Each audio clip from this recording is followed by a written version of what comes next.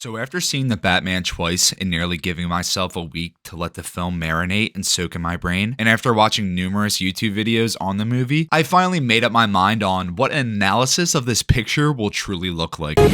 Before we get into it, I just want to warn you about spoilers ahead, literally for the entire movie. Don't watch this video if you haven't seen the film. I'm writing this with the understanding that you have seen The Batman, hopefully because this video will not make sense to people who haven't seen it. Also, this is an analysis of The Batman, not a review. However, I will tell you I enjoyed almost everything about it, so my point of view is biased. Here's a definition of an analysis, here's a definition of a review. I am not here to judge The Batman, I am here to give you the deeper meaning. Now that we got that out of the way, let's get into it. The Batman is riddled with metaphors and throws them right at you. The biggest one being Batman himself. I'm sure you all heard the infamous "I am vengeance" line Robert Pattinson delivers to multiple thugs throughout parts of the film. In fact, people call Batman Vengeance, except for the Riddler and the one time Batman name drops himself. Why refer to Batman as vengeance? It's because Batman is fighting for vengeance and not hope. This is Batman's second year of fighting crime. He doesn't have the notoriety or respect of Gotham yet. Unlike other iterations of the Cape Crusader we have seen come to life, you can see while Batman is walking through crime scenes with Gordon and other police officers are looking at the Bat in disbelief. They are baffled that some dude who calls himself Vengeance and beats the hell out of criminals is able to just walk through and interact with a crime scene while having no GCPD badge or any known credibility besides his fighting skills at this point in Batman's career. Batman instills fear upon most petty criminals who roam the streets, with a second opening shot of the movie where the criminals cowered away from their mischief and theft as soon as they see the bat signal go up. However, this bat signal gives an invitation to any criminal who is willing and daring enough to cause more chaos and ruckus to the gloomy city of Gotham. So why does "I am vengeance" stand out as a metaphor? Let's break it down. Let's start with the word vengeance, which means punishment inflicted or retribution exacted for an injury or wrong. Batman is seeking vengeance upon Gotham's criminals for his lost parents and for all the children of Gotham who were orphans, which is why he became the apex nocturnal predator we all know him as. Throughout the movie, we can also see that Batman is not the only person seeking vengeance throughout this tale. Gotham's criminals and even civilians are seeking vengeance against the corrupt judicial system of the city, which has allowed Gotham to remain as an impoverished urban environment with no signs of reform, through the struggle of control and distribution of Thomas Wayne's renewal fund. We can see the phrase "no more lies" and the word "liars" written in graffiti and blood in the beginning of the movie. Gotham and Batman are one and the same, both angry and damaged, seeking vengeance. Bruce Wayne is broken from trauma and Gotham is literally portrayed as an actual hell on earth for its inhabitants. Seriously man, Gotham looks 10 times worse than any city in America right now and I friggin' love it. The city from an outsider looking in has almost no redeemable qualities whatsoever. It's dark, always raining, has a gigantic drug epidemic with the drop situation, and oh yeah, the entire city is run by Carmine Falcone, the dude who friggin' killed Thomas and Martha Wayne in this universe. If we look at "I am vengeance" within the lens of cognitive linguistics as a conceptual metaphor, specifically the metaphor "life is a container," which is described in the book Metaphors We Live By, written by George Lakoff and Mark Johnson, we can better understand the metaphor through a mapping of the linguistic expressions. Life is I,